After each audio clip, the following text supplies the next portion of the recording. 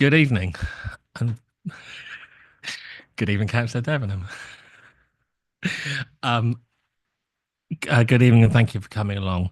I'd like to welcome, first of all, my name's Councillor Nigel Mason. I'm standing in for the chair this evening. Sorry. I'd like to welcome everyone, members, officers, members of the public, to this meeting of the Planning Control Committee. Before the meeting starts, I'd like to invite the committee clerk, Robert Philby, to explain how proceedings will work and to undertake a roll call of those attending remotely. Robert. Good evening, everyone.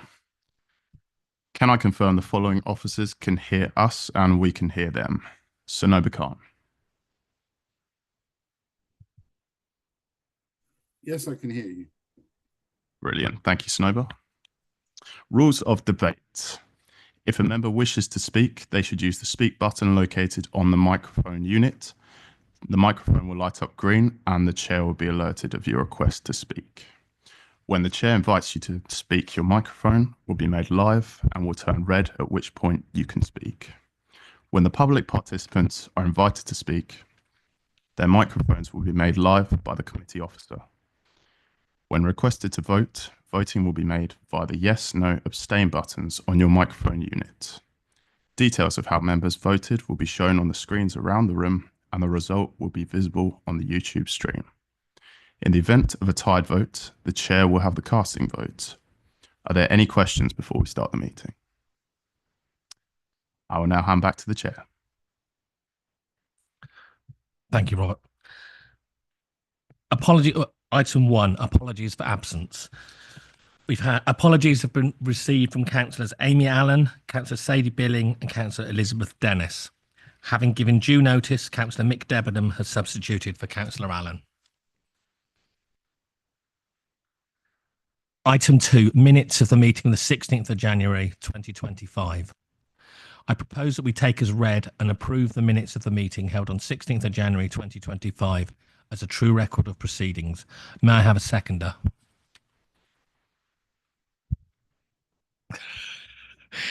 Councillor Fernandez, thank you.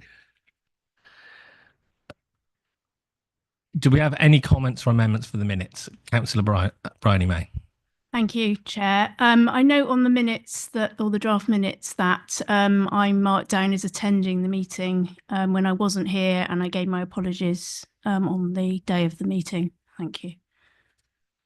Thank you for clarifying that, Councillor May, and we will be amended. Yeah, thank you very much for raising that. Any other comments or amendments? Thank you. Then I believe we vote. We can vote on whether we accept the minutes. Could I see those in favour, please?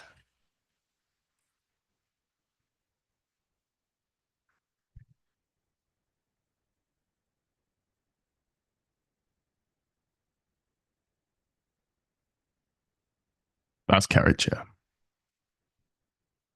Thank you.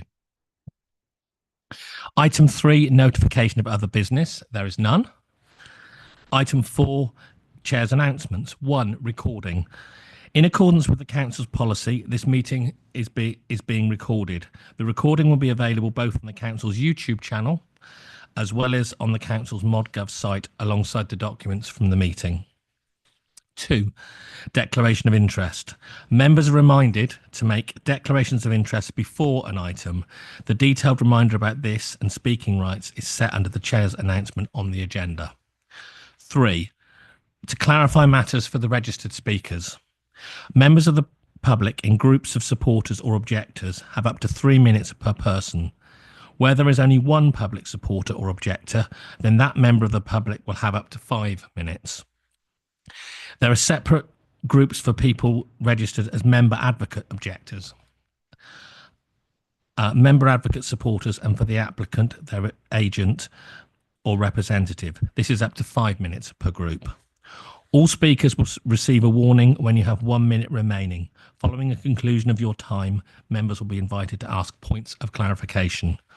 At the end of your allotted time, you'll be advised that the time allowed has ended and you must cease. For section 4.8.23a, For the purposes of clarification, in order to vote on an agenda item at this meeting, a member must be present for the entirety of the debate and consideration for that item. If a member leaves the room at any point of the item, they will not be able to vote. 5, public participation. I'll read out the list of public participants I have. I have Parish Councillor Tim Jeffries, public objector. I have Parish Councillor Andy Osborne, public objector. Stephen Greenhill, representative of the Parish Council, welcome. Councillor Martin Prescott, member advocate. Peter Biggs, applicant's representative. And Nathan Hanks, applicant's representative. Can I thank you all for your attendance? Item 6, application 2401 FP, Hillcrest and land at Tussocks, the Causeway, Thurfield, SG 89PP. Councillor Prescott, I believe you have an interest to express. Yeah, I'm the ward member and have previously expressed an opinion on this, admittedly some time ago, but which is why I should stand down, say my piece, and then leave the room politely. Thank you very much for the clarification, and I'll rely on Sonia to guide us. We'd like you to move to sit somewhere else on the row behind. Yeah.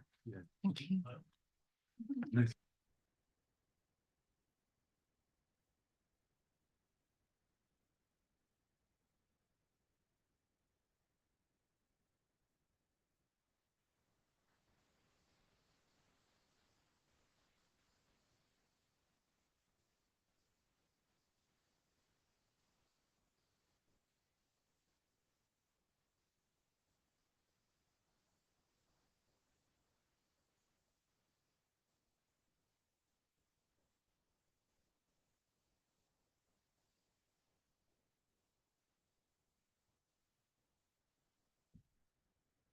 Okay.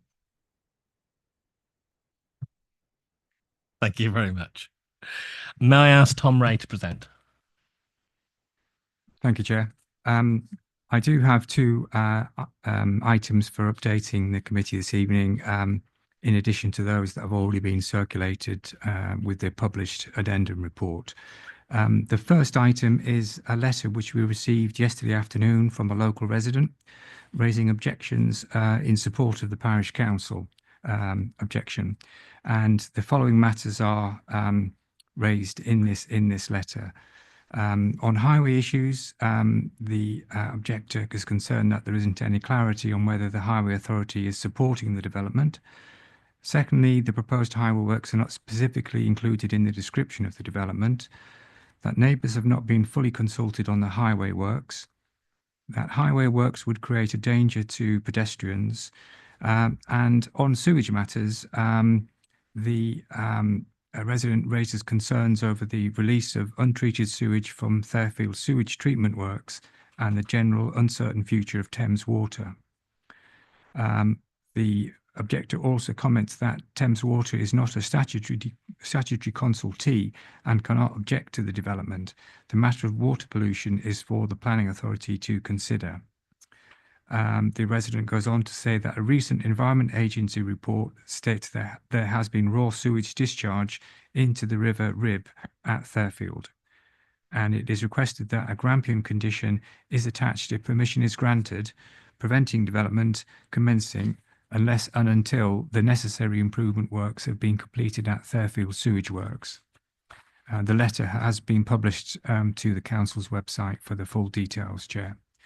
And secondly, Chair, as may have been noted in paragraph 4.3.45 of the report, this application would be subject to a biodiversity net gain condition should members be minded to grant permission.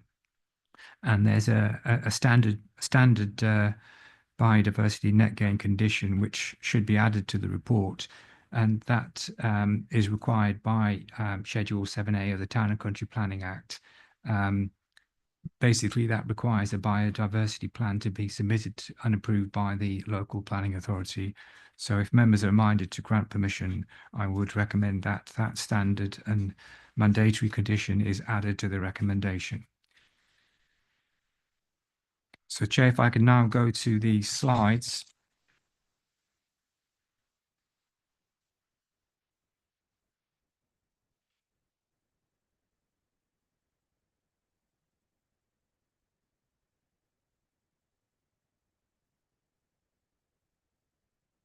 So this slide shows the application site hatched in pink there on the eastern side of the village, just north of the primary school. The site comprises the whole curtilage of Hillcrest, a detached residential property in the northern part of the site, and approximately 2/3 of the garden curtilage of a property called Tussocks, a detached property which is set back about 50 metres from the causeway frontage. The whole of the site is within the village boundary and also within Fairfield Conservation Area. Next slide, please. This photograph shows the existing property Hillcrest, located at the northern end of the site. It is a detached 2-storey house without buildings, which is to be demolished and replaced with a terrace of 3 dwellings. This access shown in the photograph here will be blocked up, and the frontage here will be replaced with a footpath with landscaping incorporating trees and shrubbery behind it. All of this infrastructure, the footpath and the landscaping, will be within the application site. The carriageway, as shown here, would maintain its current width. Next slide, please. This shows the rear of that property, Hillcrest. You can see here in the photograph quite extensive hard surfacing behind the property, and just to the right there, some outbuildings. Next slide, please. This is the photograph of the main access to Tussocks, the detached property that you notice in the background there. This will be stopped up, and the access serving all of the development will be moved slightly further south along the causeway. Next slide, please. The new access, which I just mentioned, will be located in this approximate area where the hedge is, and will serve all of the residential dwellings. A new footpath will be provided north and south of this access, as I said, within the site boundary. Next slide, please. This slide shows part of the front garden of Tussocks, and the mature trees and hedgerow to the left will be, for the most part, retained. Next slide, please. This photograph shows the schoolhouse, which faces the causeway. A new footpath will be provided across the frontage of this property, displacing the parking of cars and linking up with the footpath across the front of the site, and also linking up with the footpath serving the school further south. Next slide, please. This slide shows the southwest part of the site, where the new footpath will emerge from the site and then route past the schoolhouse that we've just seen. The priority traffic feature will be placed here, narrowing the carriageway in front of the schoolhouse. Next slide, please. This photograph shows numbers 1 and 3 Fordham's Terrace, which is situated north of the site along the causeway. These dwellings form part of a group of 19th century cottages that make a positive contribution to the character and appearance of the conservation area. Hillcrest, which you can just see in the background to the right, is to be demolished, and plots 3 and 4, which will be of a similar design to these cottages here in this photograph, will be constructed in its place. Next slide, please. This photograph is taken at the rear of Hillcrest, which again shows the hard surfacing there and the extensive amount of garages and outbuildings, and various outdoor storage of building materials. Next slide, please. Again, a photograph of stored building materials at the rear of Hillcrest. Next slide, please. And again, more outbuildings and materials located at the rear of Hillcrest. Next slide, please. This is taken within the front garden of Tussocks, looking northwards. Plot 4 would be located in this general area, and an access point, a vehicular access point, would be made through this hedge to access the parking for plots 1 and 3. Next slide, please. This photograph is taken in a similar area of the site where plot 4 would be located, and Hillcrest in the background there, that would be replaced by plots 1 and 3. Next slide, please.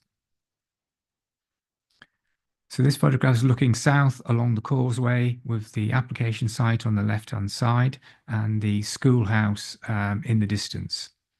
On-street parking does occur here, particularly during school drop-off and collection times.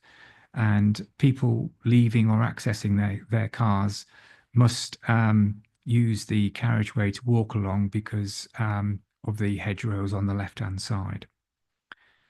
Next slide, please. This photograph shows the vehicular access to Beaconfield House, which is a property opposite the application site. Next slide, please. This slide looks north past the site, which is on the right. The new footway would be provided to the right along the eastern side of the carriageway. Next slide, please. This is an example of parking along the eastern side of the causeway. And as I said, the hedge does not allow pedestrian access from vehicles other than onto the road itself. Next slide, please. This is another access point to a residential property opposite the site. And again, you'll see that generally good levels of visibility from these access points. Next slide, please. And just there, another example of parking close to the hedgerow along the causeway on the application side of the carriageway. This hedgerow would be removed, as I've said earlier, to provide the footpath with new planting, incorporating trees and hedgerow set behind the footway. Next slide, please. This shows parking outside of the schoolhouse. The new footway would replace these parked cars and link up into the application site. The carriageway at this point will become a single lane as part of the priority traffic measure. Next slide, please. This shows a fire engine and a refuse truck passing through the causeway in the vicinity of the schoolhouse. Next slide, please.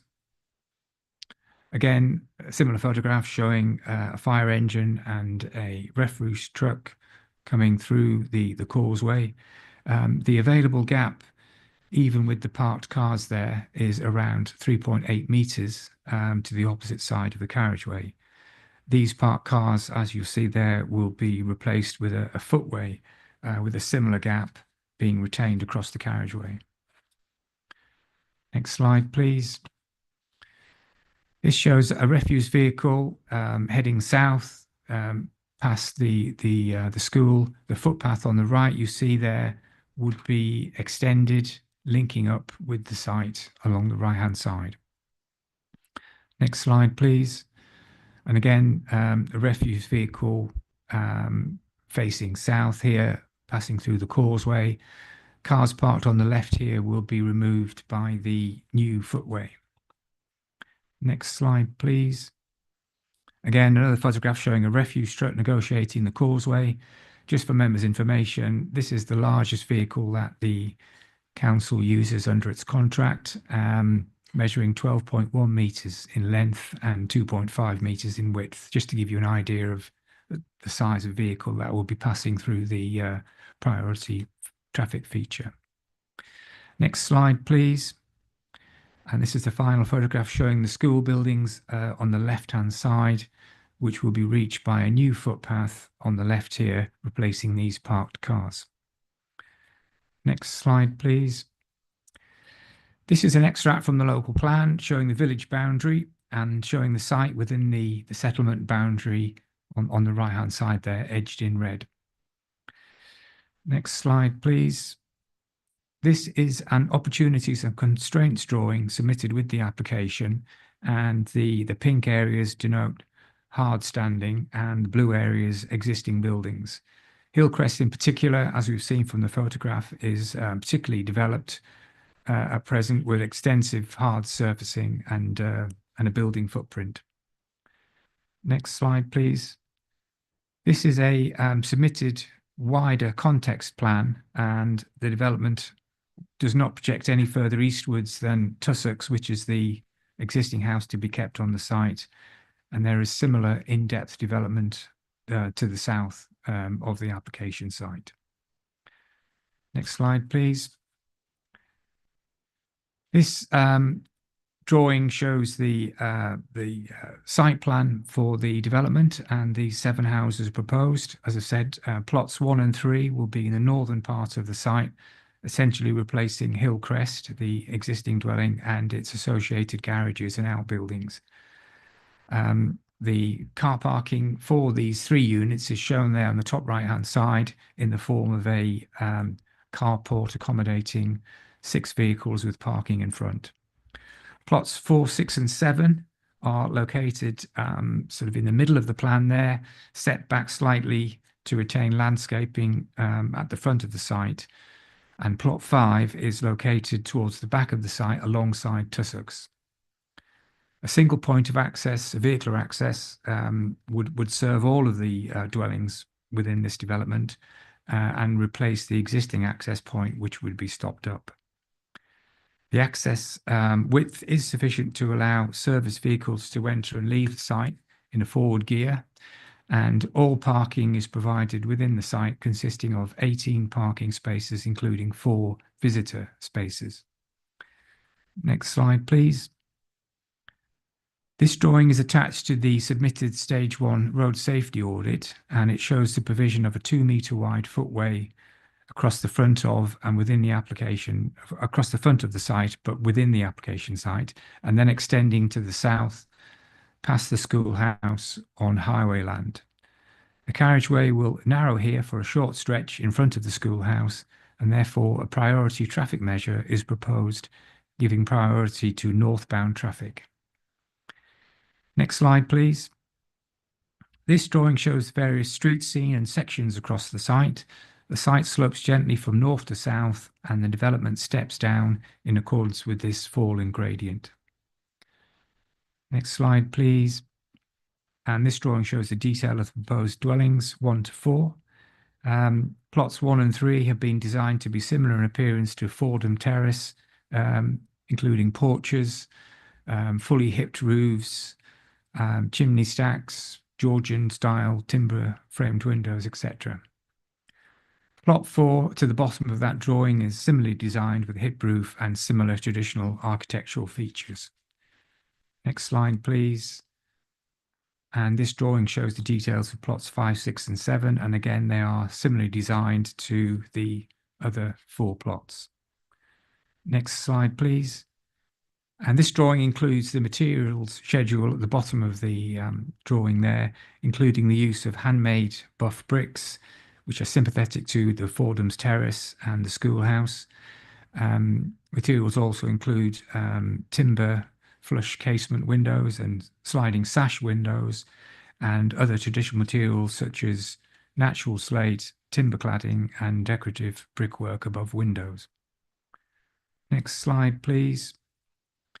This drawing shows the carports to 1 and 3, located at the back of the site in the top north east corner, with traditional detailing such as open eaves, cladding, and timber posts. Next slide, please. And finally, Chair, this drawing shows the landscaping for the site. The schedule includes a mixed species hedgerow and a variety of native tree species and low-level planting. The hard surfacing areas would comprise of a shingle finish to the main driveway and the use of block paving for private drives and parking areas. Thank you, Chair. That completes my presentation, and I'm happy to answer any questions. And I think my colleague, Mr. Khan from Herts Highways, may be available to assist on any questions relating to highway matters. Thank you.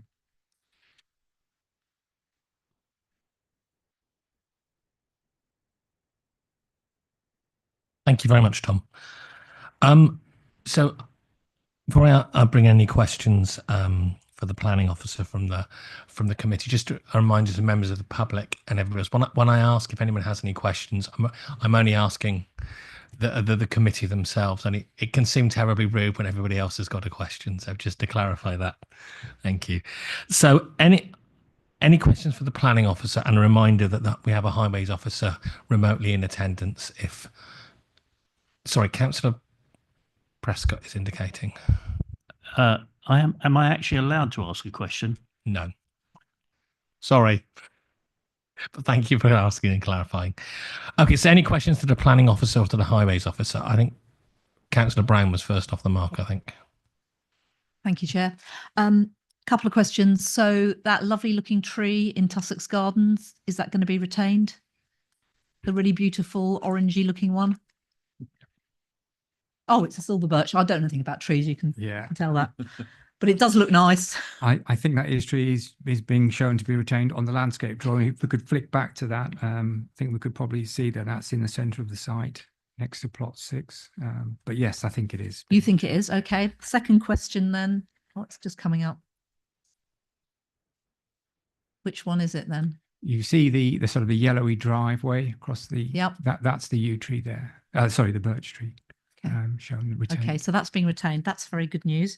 Then the other question I had was about renewable energy. So I noticed in the report the new houses would have air source heat pumps, and there's something in 4.3.554 around further measures of renewable energy. Can you tell me, are they planning to put solar panels on the roofs? Yeah, it's not shown on the drawings, I don't think, Councillor, but there is a condition 27 in the agenda report requiring a sustainability strategy, which will include various renewable energy measures. Yeah. Thank you. We may have a chance to ask that question again later, I feel. I'm terribly sorry, Councillor Pease. I think I pulled Councillor Brown in front of you. I'm terribly sorry. I wasn't watching enough. So Councillor Louise Pease, please. Yeah, I just wanted to ask about the biodiversity net gain at 4.3.45, which it says that the proposal would result in a net loss of BNG. And I know you just mentioned that there will be a condition about that, but will that condition include a mandatory purchase of off-site credits, which is mentioned in your report? Yes, how that works is the applicant will have to approach a land bank company and purchase biodiversity credits, and then that will be submitted in discharge of the biodiversity condition. So we need to see evidence of a certificate that's been granted to the applicant. And will a specified amount be put in the condition? Well, there's got to be a 10% increase Right. in accordance with national Okay. guidance. Councillor Ian Mantle. Thank you. You referred to the cars being parked there being moved. What steps are being taken to make sure they are moved and stay moved? Obviously, where it's narrowed to a single carriageway, nobody, I hope, in their right mind would park, but I'm worried about the ones where it's have a footpath, but it's still a fairly narrow road to the north of the single carriageway section. Are any things proposed to encourage cars to move, and where would they move to? The road safety audit has several stages to it, and we've had the first one, which has identified a couple of issues that need to be addressed, but there are 2 or 3 other road safety audits that have to be carried out. And it's at that stage that any yellow lining, for example, might be shown on detailed drawings. There's also a condition which was requested by the Highway Authority in the recommendation requiring full details of all of the highway drawings. So we will see the fuller detail of any yellow lining, for example, which will remove some of that parking. Okay. Thank you. Councillor Mantle sort of half preempted my own question, Tom, which was going to be around the cars that were shown which were going to be moved to allow for the. Would you mind showing us on the map where those cars were? Because I wasn't entirely clear. And then secondly, is my question was going to be, where are they going to go? If that's not a... If we could go back to perhaps the site layout. Yeah, this drawing here is probably the best one. You'll see here where there's a footpath running across the front of the site, and then towards the southern end, it kinks out into the causeway. That's the area which I referred to in my presentation, where currently there are cars parked. Cars will not be allowed to park there because that will be the narrowest part of the priority road traffic measure. I'm anticipating possibly 2 or 3 vehicles will be displaced by that feature. So it's not a huge amount of vehicles that will have to park elsewhere. But from my understanding from the road safety audit, this car parking takes place quite often during school pick-up and drop-off times, and is spread around that central area of the village, you know, Pedlar's Lane, the causeway, and the road to the south. I would imagine 2 or 3 cars that are displaced will add to that on-street parking, but probably not significantly so. I was just curious to know, sort of, and I'm not, it's probably an unfair question to ask you, Tom, but is where those cars have come from and where they're going to go. Are they from local houses? I'm sure it's probably unfair to ask you, but I'm sure there may be other people who pick that up during their contributions. Time that photograph was taken, that was during school time, but not at the drop-off time. So I don't know who those vehicles belong to. Thank you very much. Do the committee have any other questions for the planning officer?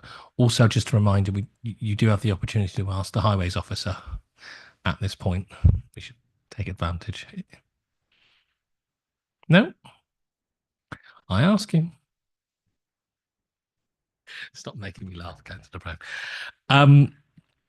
Right, so if I could call our first objector, it's Parish Councillor Andy Osborne. Councillor Osborne, you have 3 minutes, and I'll let you know when there's a minute left, and I'll be very gentle and not shout, but I will have to wind you in. Please, in your own time. Okay, thank you, Chair. My name is Andy Osborne. I'm Chair and represent Thurfield Parish Council. Thurfield's housing structure is generally low density, linear, and its open character is complemented by surrounding greens and open spaces, of which the land on which the tussocks is situated is one. The Parish Council acknowledges that this application is within the village boundary and currently has domestic properties on it. Indeed, the view of the Parish Council and most villagers is that the Hillcrest portion of this site is in need of development. Initially, the council did have dialogue with the developer, but have had none since our requests for less density have been submitted.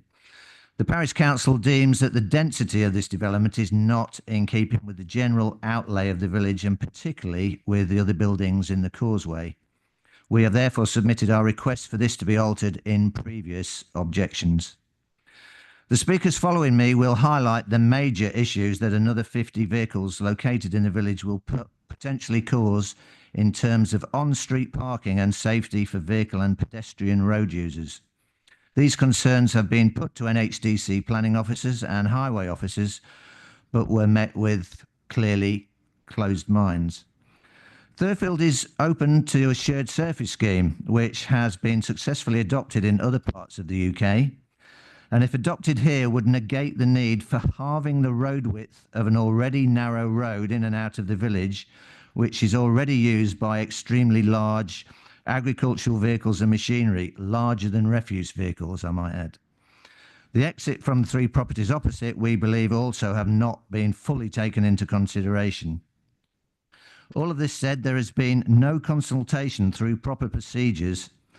This was not on the NHD website. Any traffic management scheme for Thurfield should come from proper consultation, not tagged onto a planning application to try and push it through.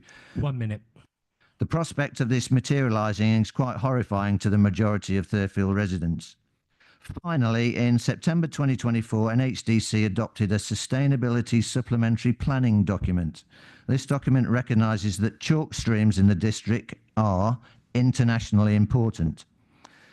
This development will create more sewage for a treatment plant, which, according to the Environment Agency, in 2023 released 245 hours of untreated sewage into the River Rib, a local chalk stream. The NPPF states that planning decisions should contribute to and enhance the natural and local environment by preventing new development from contributing to unacceptable levels of water pollution. Is NHDC really wanting to deliberately contravene its own sustainability programme? Surely they don't want the embarrassment of having this aspect picked up by the various media outlets. This status should surely mean the introduction of a Grampian condition. So on behalf of the community of Thurfield, I call on you to quite importantly acknowledge the issues we are raising here.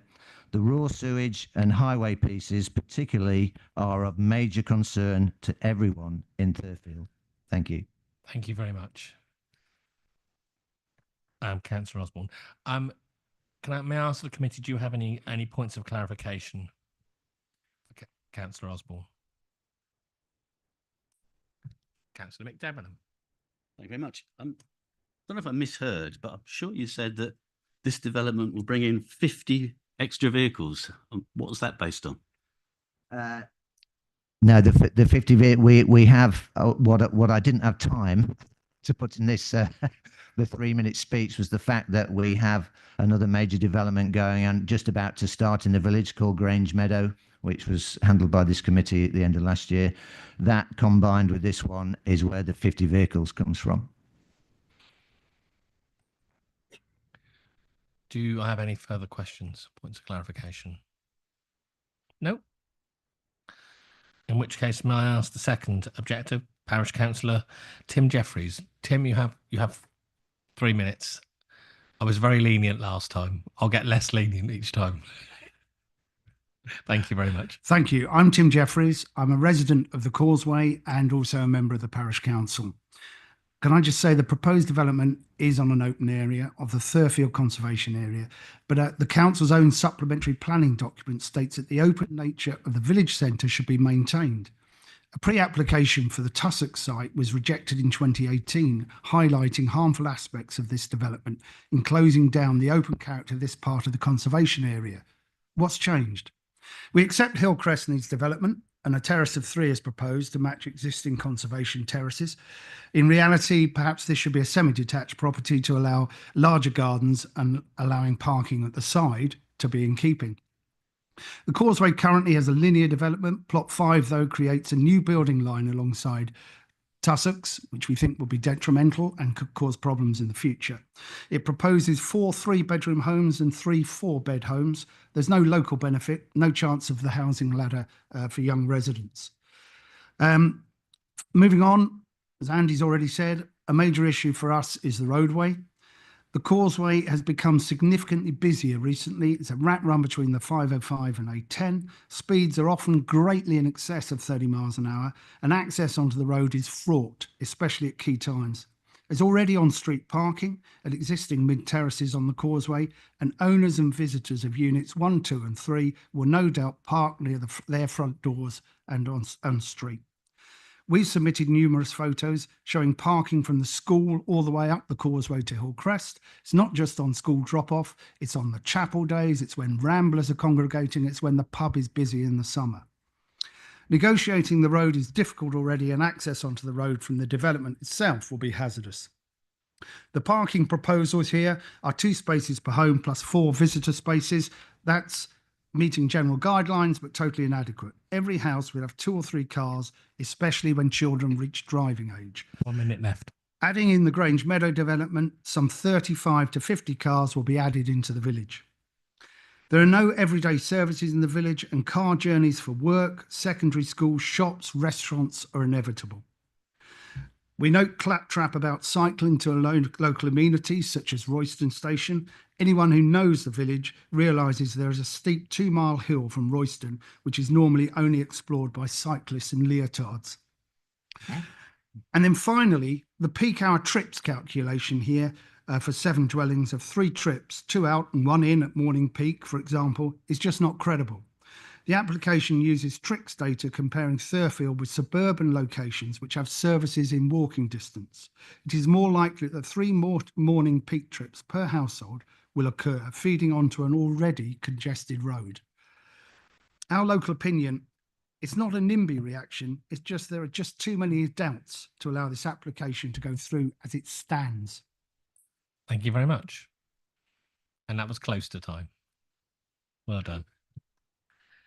Do we have any points of clarification for Councillor Jeffries?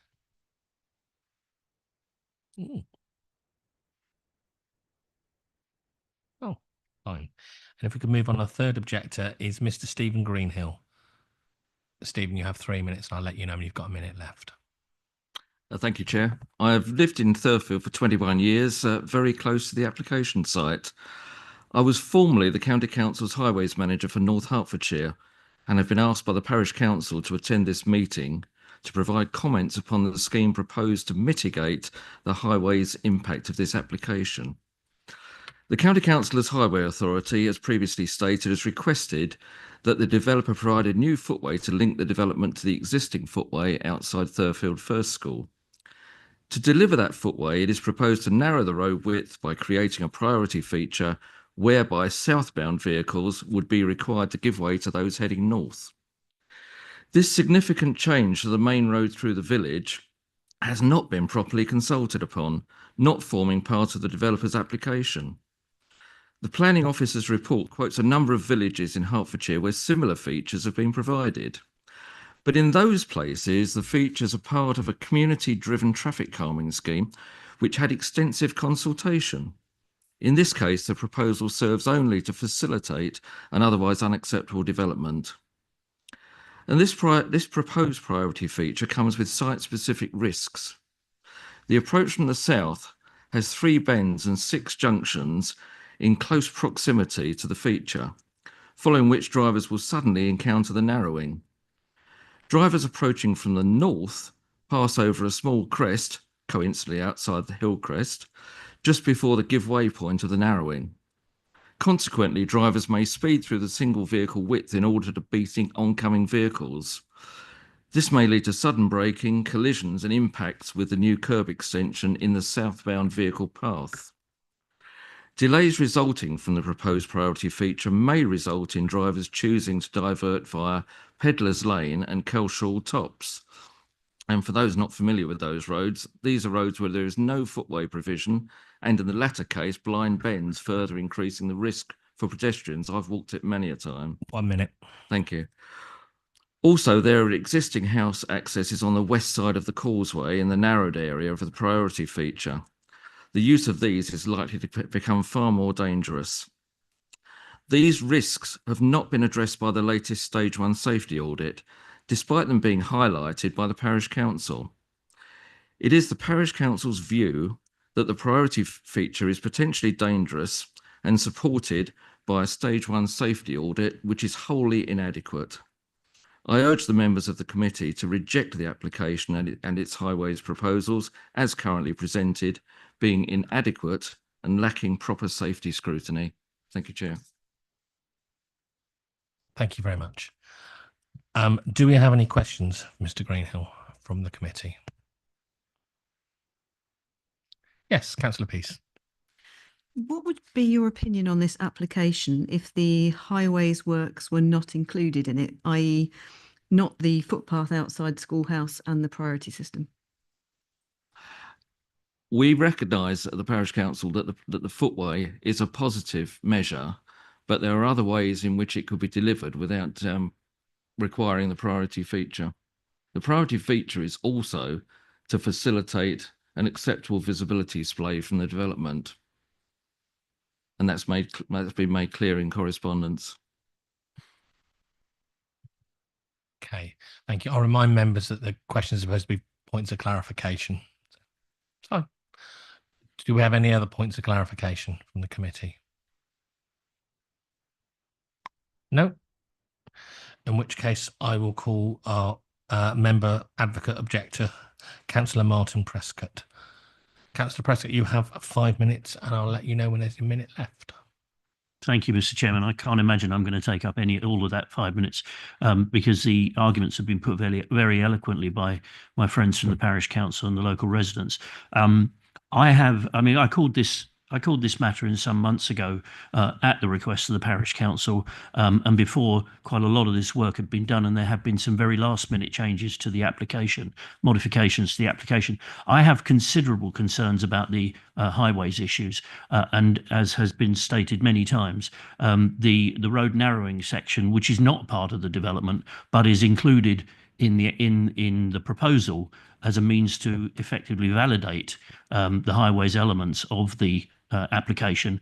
I think it's also important to note that the road traffic survey was carried out in August, which is when the schools are obviously closed. I think this calls for a full public consultation.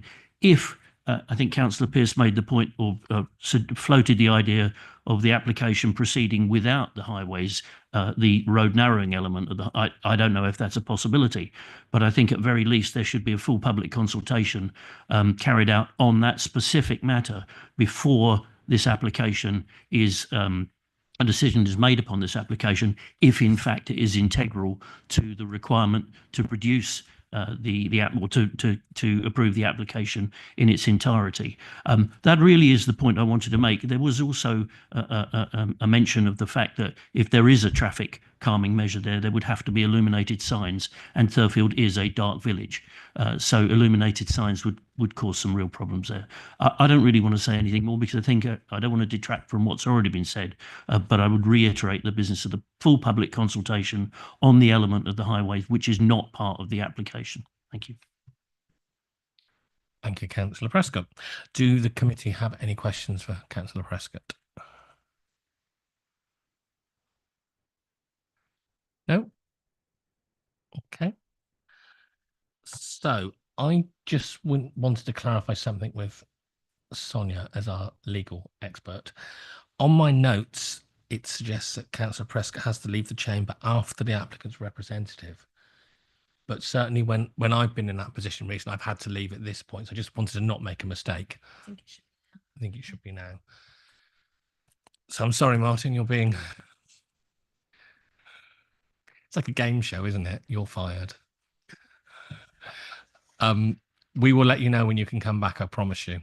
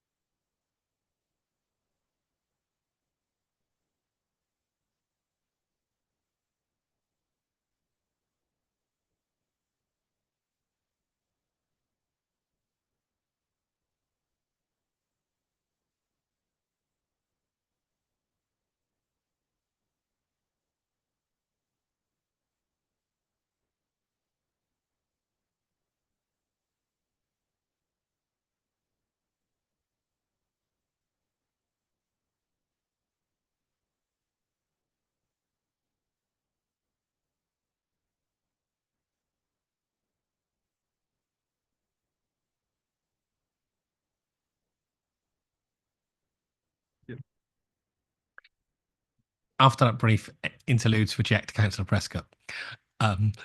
Sorry if he's listening. I'd now like to invite the applicant's representatives, Mr. Peter Biggs and Mr. Nathan Hanks. You share 5 minutes. How you do that is up to you. And I'll let you know when there's 1 minute left from the 5.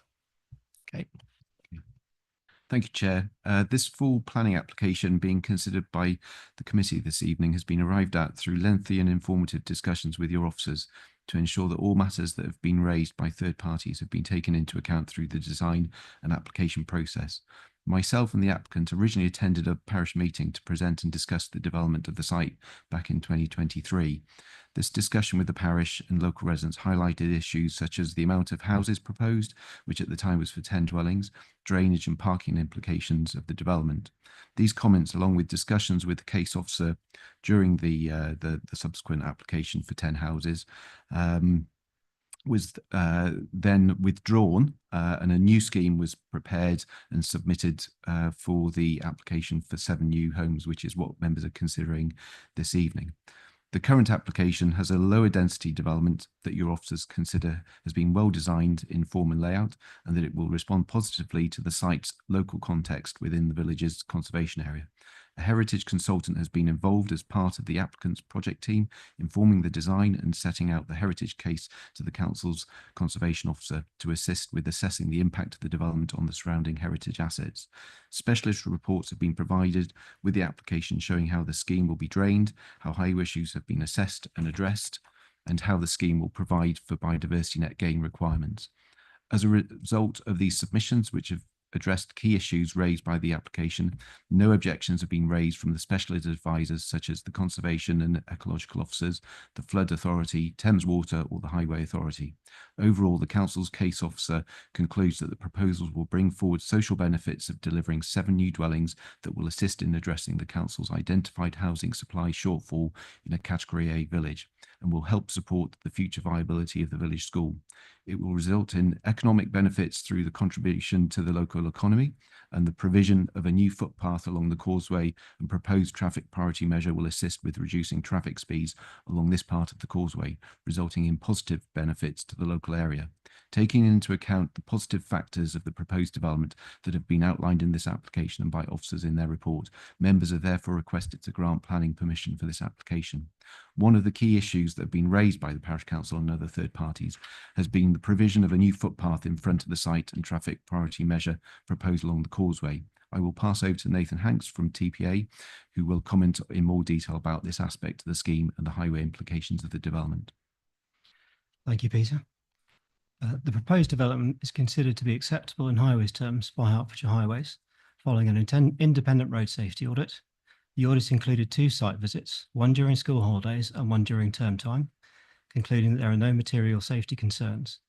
Common practice is for only 1 site visit to be included in audits, and thus the process in this case is exceptionally robust. Car parking provision within the development is compliant with North Hertfordshire's parking standards, with allocated parking for each house, plus visitor parking provided in lay-bys within the site. The new pedestrian footway and associated works have been proposed in response to the Highway Authority's request for a footway to be provided along the site frontage and to link to the school to the south, to protect pedestrian safety and so that the scheme complies with their guidance on sustainable transport. Hertfordshire Highways have been consulted on the proposed highway works and have confirmed within their final consultation response their content with the proposals. The committee report and highways comments refer to land to be adopted by the Highway Authority, and it's important to note that is within the site, not associated with the footway between the site and the school. All of the proposed highway works to create the new footway between the site and the school will be provided on existing highway land. As currently drawn, the highway works are entirely within the width of the existing road, as you've already heard. With respect to impacts on passing traffic, swept path analysis has been undertaken for the largest vehicles permitted on public roads.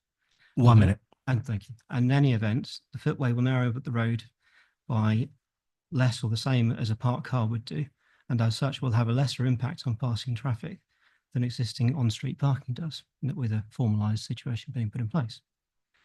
The threshold set by the National Planning Policy Framework for refusal of a planning application on highways grounds is severe impact on traffic or unacceptable impact on safety. The proposals will have a negligible impact on traffic and will enhance highway safety. Thus, there is no justification for refusal on highways grounds. Thank you. Thank you, both of you. Right, can I invite the committee to ask any questions, seek any points of clarification, please?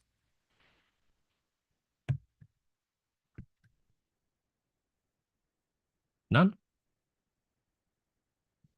Right. So I will invite the officer to respond to any issues raised. And if I could also remind the highways officer, I think we have present Sorry, I've got a question from Councillor Debenham. I'm sorry. Ask something of our officer before he starts. We've seen the photos of the parked cars there. Have people been there on a regular basis? Are these cars there all the time or not? And if they're there all the time, then we've already got a single track, haven't you? And at least if you've got a formal who's got priority, they must probably be for the benefit rather than a detriment, in my opinion, if they're there all the time. I couldn't confirm that they're there all the time, but every time I've been up to the site or passed through the village, there is generally parking along the roads around near the school, but I couldn't confirm that for you. That's just my observations. Thank you, Tom. I knew we'd get questions. Councillor Ruth Brown. I can provide an answer to that, and I am someone who's cycled up that hill, not in Lycra, by the way, and I've cycled up there quite a lot. Those cars are regularly parked. That's parked up all the time. So I would imagine, I don't actually know that it's residents parking. Thank you. Do we have any other questions from members? Councillor Mick Debenham, you're on a roll now, aren't you? Well, while we're talking about it, I just wondered, with the priority system, is there any science behind northbound getting priority, or is it just one side has to?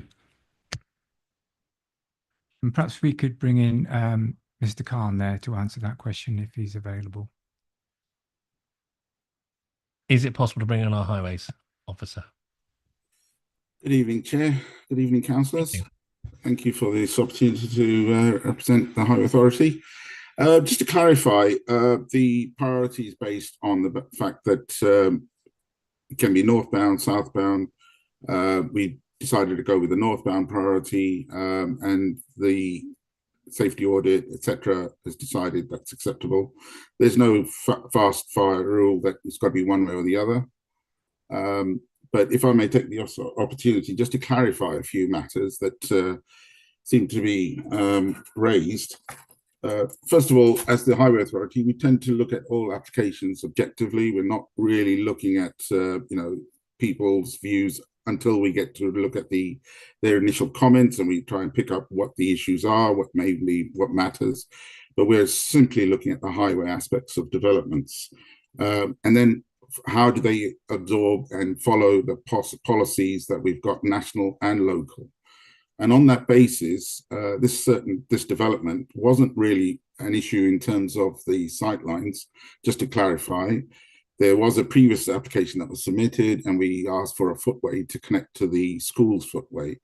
Now, this is pretty much part and parcel of how highway authorities would approach a development such as this. It's an opportunity to improve safety, which, according to both local and highway national guidances and policies, all state priority has now to be given to pedestrians and cyclists, and safety is a major issue in all developments.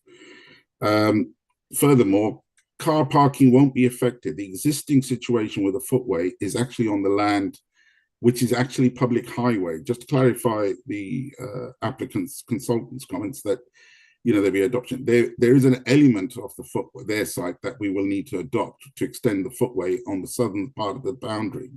But the northern section is all public highway, so the footway will not be on a private land. It is actually going to be on public highway. In terms of the parking that we've been talking about, or has been mentioned, that parking is not affected. The footway will actually be from the carriageway back. So the 2 meters will be from there. So whatever's happening there now, the development will have no impact on that side of things. And I think, as my colleague Tom Ray was mentioning, the impact would only affect about 3 cars where the priority measure is going. I think Councillor Osborne and a few and fellow councillors did mention about speed and volume of traffic, and we had a meeting with the councillors where it was raised this concern, and I did advise them that in these sort of situations where traffic calming is ideal, because it's been acknowledged that there is more traffic coming down there, faster moving traffic. Well, outside of a school, we are duty bound to ensure there's safety measures are in place. An opportunity has come along with this development to secure improvements and pedestrian safety. And therefore, this measure was secured. sightlines could still have been achieved on public highway land. However, we requested that the footway be linked further south. So it provides anyone walking from the north, etc., why walk on a carriageway? And I understand that there are issues about, lighting and all that. But at the end of the day, it's better to have pedestrians and children walking on footways going to school. And this measure will also slow down traffic. I mean, that's the whole point. It's to slow down traffic. And the councillors themselves were saying traffic goes faster. Now, the conditions of parking and traffic flow down, they are no different. This measure will improve safety, but the measure will not really see much of a difference, because if cars are parked there, you're only going to get single vehicle traffic. And the issue about these things is that, danger, the requirement and the onus and duty of care is on drivers. We can't design everything else, to be fair. People park, they'll park inconsiderately, they'll park illegally, but there's an expectation, it's on the driver to park and follow the rules of the roads and not endanger people's lives or their own. So this measure is primarily there to assist and ensure safety of children accessing the school from whichever direction. But in terms of the footway, we've got a provision there, and it provides an additional safety feature. Thank you very much for that contribution. I think that leaves us with Tom Ray to make any response you have. I just had one point, Chair, and that was the mention from one of the parish councillors about the Fairfield Conservation Area and any particular features that the development might be harmful to that. But the Fairfield Conservation Area character statement doesn't have any particular protections covering this site. It's not covered by, I think the word was mentioned that it'd be loss of open space, but this particular site is not covered by any open space designation in the conservation area character statement. So I just wanted to clarify that for members. Thank you, Chair. So we move into debate. The officer's recommendation is to grant permission. To clarify, Tom, I believe that included an additional condition on biodiversity net gain. Can I just clarify that? It's a mandatory biodiversity net gain condition required of the Planning Act. We just missed it off the recommendation. Sorry about that. No, that's fine. Thank you. Can I have a proposer of a motion to approve, refuse, or defer the application? Councillor Mantle. I'm happy to propose that this be accepted with all the conditions as outlined by the planning officer. Thank you, Councillor Mantle. And do we have a seconder for that? Councillor Louise Peace. Yeah, I'll be happy to second that and reserve my right to speak. Thank you. So we've had a proposer and we've had a seconder. I'll open it up to debate. I note we now have a rule that says you're limited to 3 minutes per member to speak. I don't know if anyone ever speak for more than 3 minutes on this, and that's not a challenge, Mick Devlin. So please, may we open up to debate? Councillor Mantle. I'd actually speak when proposing it.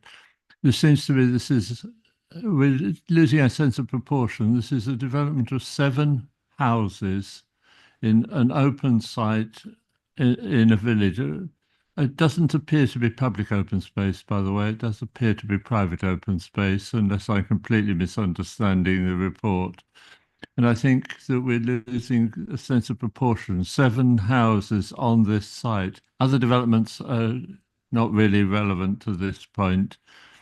And I think that there is no particular that I can see objection to residential development in a residential area, in a residential village.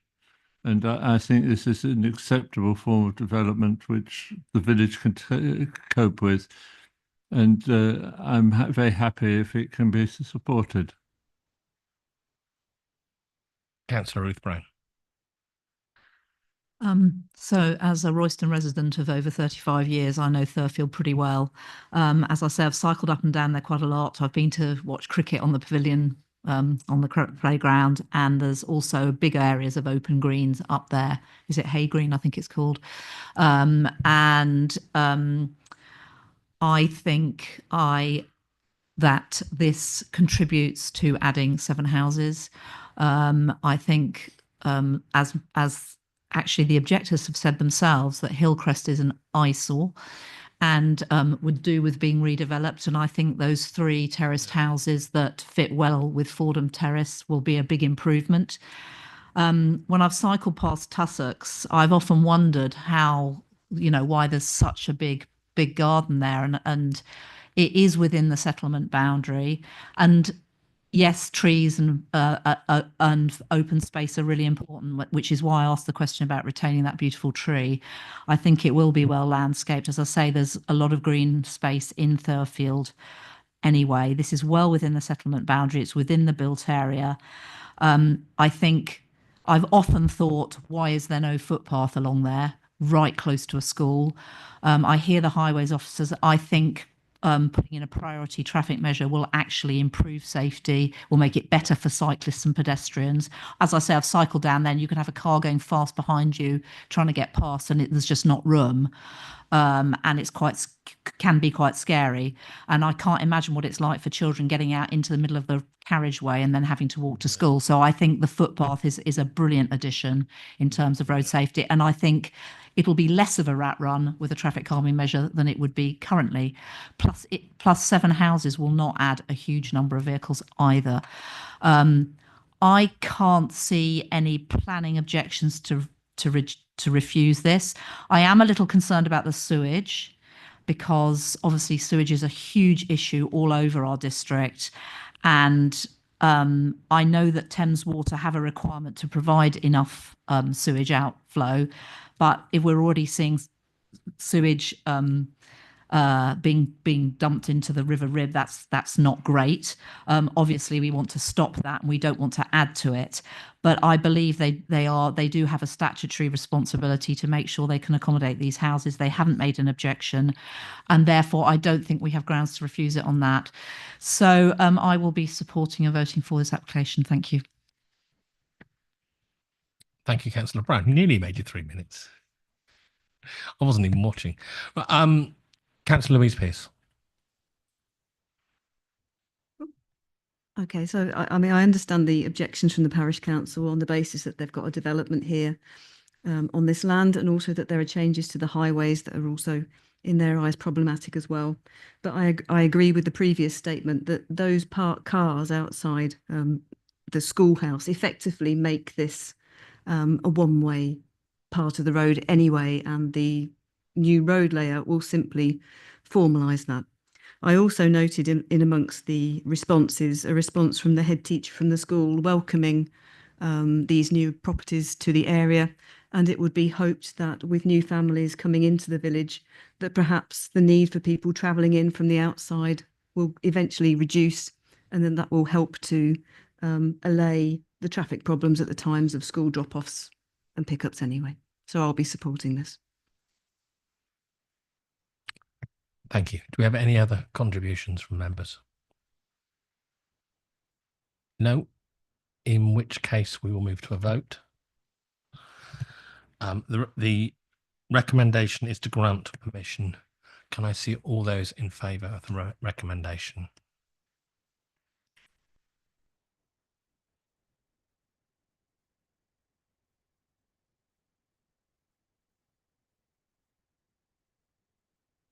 That motion is carried, Chair. Thank you. That concludes that item. So we can release Councillor Prescott from his...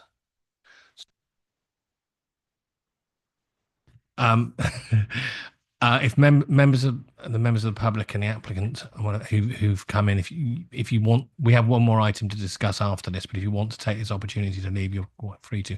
And can I thank all the speakers for taking the trouble to come in and speak to us. 1 minute to let people out. Yeah, it's fine.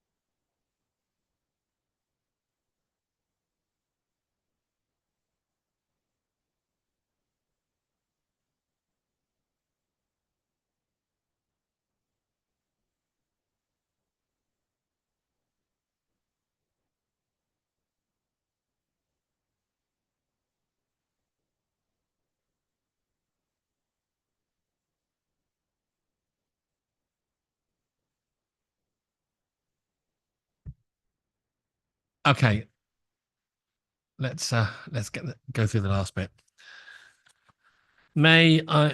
Item 7 is planning appeals. May I ask Sean Greaves to present? Thank you, Chair.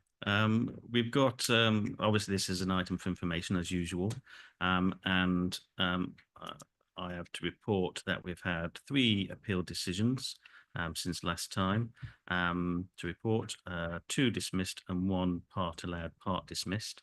They don't raise any particular novel issues, and unless members have got any particular questions about these decisions, I will move on to the appeals received since last time. Okay. And the last item this evening is 2 appeals that have been lodged. I've already mentioned previously at the previous meeting that the appeal by Chalkdean Developments LLP at land east of Respring, Royston Road, Baldock, has been upgraded to a public inquiry, and that public inquiry will be held on the 29th of April, and currently scheduled for 4 sitting days. And members may recall that's for 42 dwellings, whereby only 2 affordable houses were proposed in the scheme, and members refused it on that basis. We have now appointed counsel to represent the council, and we have consultants dealing with viability and general planning issues that will present evidence for us at the public inquiry. And the other appeal lodged is a householder appeal at Blackmore End. So unless members have got any questions about that, you can attend the public inquiry if you wish, and you can speak at the public inquiry if you wish. Okay. Darren. Do we have any questions? Councillor Brown. You may not be able to answer this, but do you have any idea where that's likely to be held? Because it was originally scheduled to be held here, wasn't it, that public inquiry? Going to be held here. It'll be held in the committee room next door but one.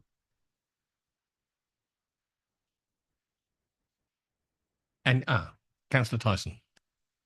Thank you. Sean, could you just remind us if we know why that was upgraded to a public inquiry? Originally, the appellants asked for a public inquiry, and we suggested a hearing would deal with the matter because we felt that a roundtable discussion would be more beneficial for the matters to be dealt with. Following the submission of statements of case in relation to that original procedure, which was for a hearing, the inspector dealing with it decided that she felt that a public inquiry would be a better means of addressing the matter because it would allow for cross-examination of the expert witnesses. And so it was the instigation of the inspector that it's been upgraded to a public inquiry. We didn't request a public inquiry. The appellants originally requested a public inquiry, and it will now be a public inquiry based upon the decision that the inspectors made.